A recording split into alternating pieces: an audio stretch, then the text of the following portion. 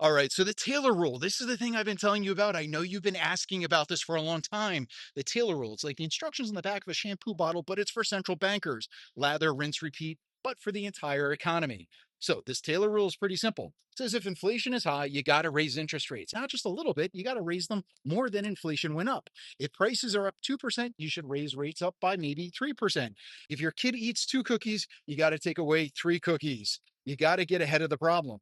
And for a long time, this was gospel. The Federal Reserve followed it. It worked. It was a good, simple rule.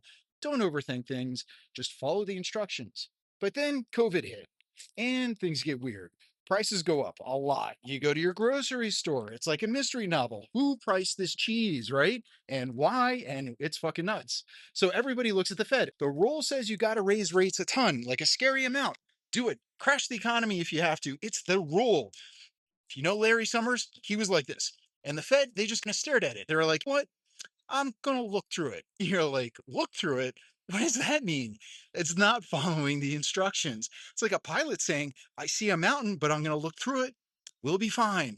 You want them to actually follow the rules because we got kind of nervous about it.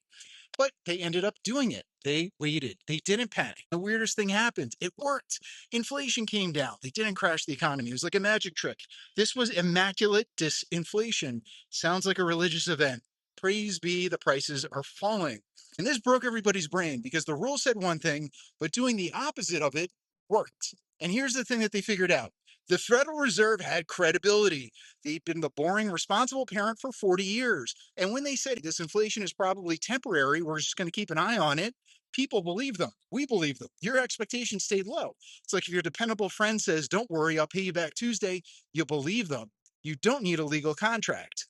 Now, in other countries, it's different. They didn't have that credibility. Their central banks are like the friend who's always broke. I swear I'm going to pay you back. You're like, no, I need a deposit. So those countries did have to panic. They did have to follow the Taylor rule super strictly.